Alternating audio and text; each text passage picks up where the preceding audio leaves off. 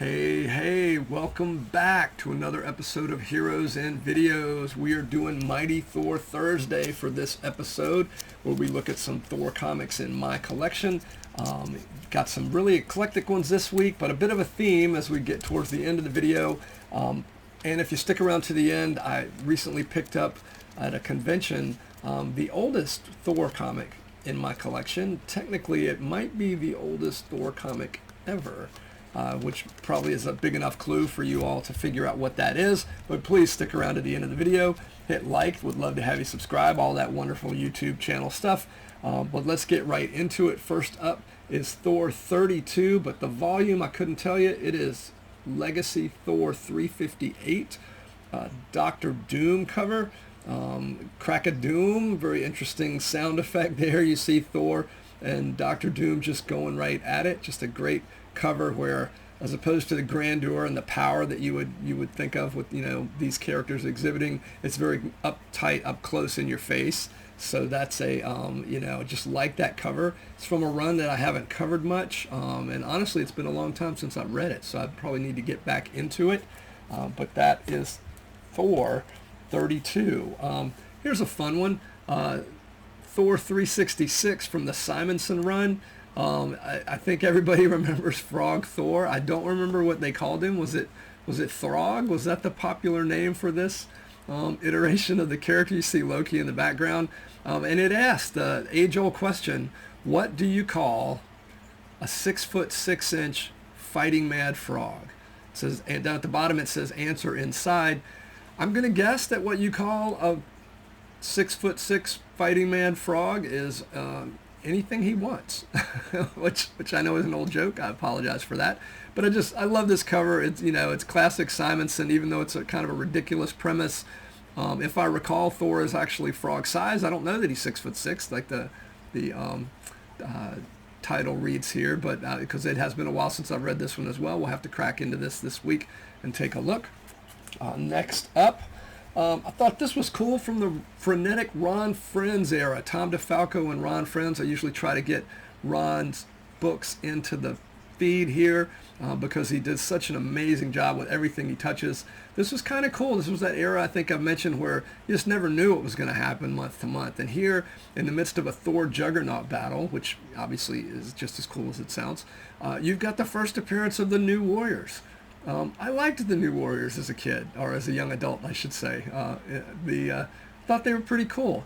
It's basically Young Avengers before Young Avengers, if you will. But it was a neat group. You got Speedball, who was kind of the bouncing boy. I guess you guys remember from the Legion, Bouncing Boy, and everybody remembers what a super popular Legionnaire Bouncing Boy was. I know every Legion's got. Every Legionnaire has its own fan base, so I actually loved a Bouncing Boy as well. I think he was with Duo Damsel.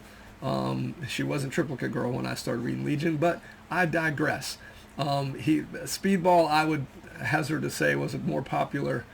I don't know. That's tough. Maybe we'll do an essay on that sometime, whether Speedball was a more popular Marvel character than Bouncing Boy, a DC and Legion character. You've got Namorita, you've got Firestar, and Vance Astro, Marvel Boy, whatever he was going at there. The Night Thrasher always makes me think of Mad Max. What's his name? Night Rider, right?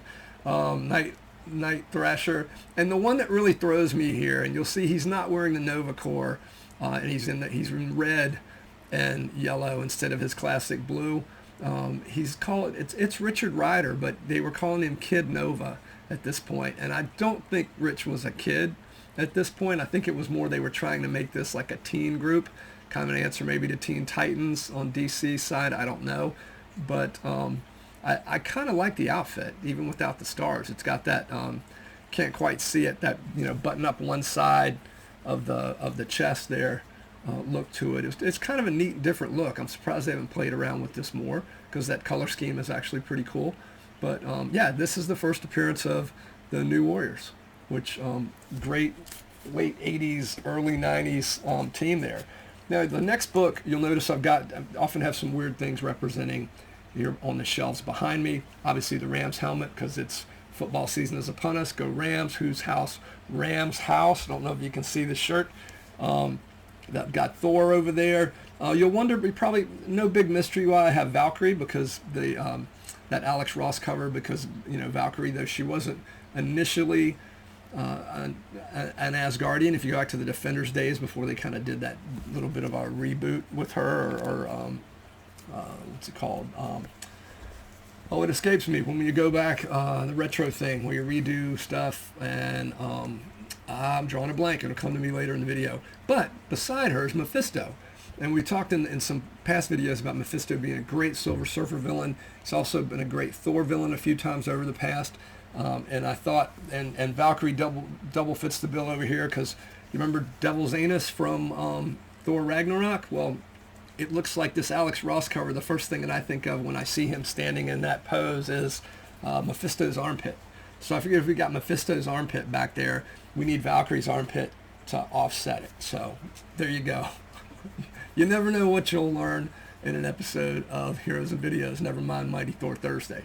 Speaking of Mephisto, the Prince of Darkness, Thor Annual number 13, you'll see there with Mephisto, the aforementioned Mephisto on the cover, with Ulick and Thor fighting in the foreground. Just such a great, gleeful look on Mephisto there. You know what? I'm going to crack this one open, because it's got some beautiful art inside it. Walt Simonson did the cover. It's right around the time that he's doing his Thor run. I want to say, we were just talking about the Frog issue being 366. I think this came out right around the time of Thor 362. So this would be a few months before that. Walt didn't do the interiors. He didn't write it either. The reason I'm flipping it open here, we've got Alan Zelenetz doing the writing, but John Buscema did the art. I want you to look at some of this. And the fact that it just says John Buscema artist leads me to think that John also did the inks. But hang on, I'm going to show you a couple of pages here. I mean, look at that lower panel there. This is just some classic stuff. This is what we were used to seeing in the late 60s, right? On the Silver Surfer book, and Conan. He just does some. Oh, that's an Oreo ad. Sorry, John didn't do the Oreo ad. So there's Thor, but some of the Mephisto shots in here are just phenomenal. Giant 2-page spread. Nobody does that quite like Buscema. Hang on, I do want to see. There are a couple of just great, amazing Mephisto shots here. That are just this book is just beautiful. I can't believe this book's not. I want to say worth more. It's worth a lot to me. I enjoy it. This one I've had in the collection, but I couldn't lay my hands on it. I picked it up when. I mean, just look at that. Particularly Mephisto. Whenever Buscema's doing these villains on their throne, it's just beyond cool. I know there was at least one more in here I wanted to show you. Oh, here we go. That's a pretty neat splash. Let's get that over there to you with Thor and Mephisto. And I apologize if I'm spoiling the book for you. It's when I started opening up, I feel like you guys probably could have figured that out. I know there was at least one more beautiful shot. Oh my goodness, how could I forget? It is literally the last page of the book. But look at that. I mean, that's just so amazing. So again, Thor Annual 13. John Buscema on the art, Walt Simonson on the cover, and it's a great story too. But the interior is just phenomenal in that book. Now I mentioned I had a theme going. The theme is, and here we'll look at Immortal Thor number 13, Legacy 774, Hercules and Thor facing off. I love these Alex Ross covers on Immortal Thor, and it looks like he's going to be still doing them during the Mortal Thor run that just started up. So much going on. You look, Thor, initially you're just looking at Thor and Hercules doing the arm wrestling contest. I feel it's kind of weird that Thor's the one drinking while it's going on. It feels more like that would be Hercules from previous stories. And often on these covers, you're drawn into that one initial image. I think about like a film or something where just let it wash over you, initially. Don't think too much about it. That's what I'm doing obviously here. But when you're initially looking at this cover, go with where your eyes go. Go with what draws you in. And what draws you in is that arm wrestling competition going on. But then as you start looking around in the background, you see, this villainous dire wraith looking thing outside the window, fingertips against the glass, which is pretty creepy. You also start noticing other details, like everybody's on their phone, which, that's what it is now in 2025. If you look closer down at the bottom there, it's kind of a picture in a picture sort of thing, because they're videoing, or they're on their phone. The person down here at the very bottom, they're on their phone capturing the image that we're capturing on the cover. So that's just kind of another textural level there, which I thought was kind of cool. So there we go. Hercules and Thor is kind of the theme here as we wrap up to the end of these. This one I think I've had on a past episode, but because of what's coming up, I wanted to present it again. This is Thor 338, second issue with Beta Ray Bill, and that's an homage to a classic Hercules Thor cover, so I thought I would put that on here. When Simonson was starting that classic run. Speaking of Thor and Hercules, one of the first books I picked up off the stand, and it shows it. This one I did read to pieces. Thor 221, Thor and Hercules. It's kind of cool because in this storyline, it's a storyline we've talked about recently. Kind of a redo of a storyline about 100 issues earlier in this book. But when I started it, I thought, man, is Hercules just like a supporting character? Is this like Daredevil and the Black Widow? We're going to see Thor and Hercules. But alas, he's not in the book forever, but he is a great supporting character for a while. And this is just a good slugfest between these two characters, Thor and Hercules just going at it. And the power in that cover, the fact he's picking up that giant Greek column. I'm assuming it's a Greek column because he's Hercules. But that's Thor 221. And then last up, a book that I picked up at a recent convention. Wanted this book for a while, but just had never seen it in this good a shape and at that good a price. Picked up Thor 126. Now, I mentioned the first issue of Thor. I think I saw this at a couple of booths recently, and it was advertised as such, like the first issue of Thor, which it is and it isn't. This is the first issue. The title was called The Mighty Thor. As you know, Thor first appeared in Journey into Mystery 83. The book was Journey into Mystery for, I'm assuming, 82 issues before that, and remained Journey into Mystery with the Mighty Thor through issue 125 when it became the Mighty Thor. Now, that's not why I picked it up. I picked it up because I've always wanted this classic Thor Hercules cover. It's just a cool Kirby, smash up, going right at it. Guess it actually works out. I hadn't thought about this, but the very first one we started with the Doctor Doom there, it's not quite the same thing, but it is very much that, they're two characters going right at it up close. So I ended up with even more of a theme than I thought.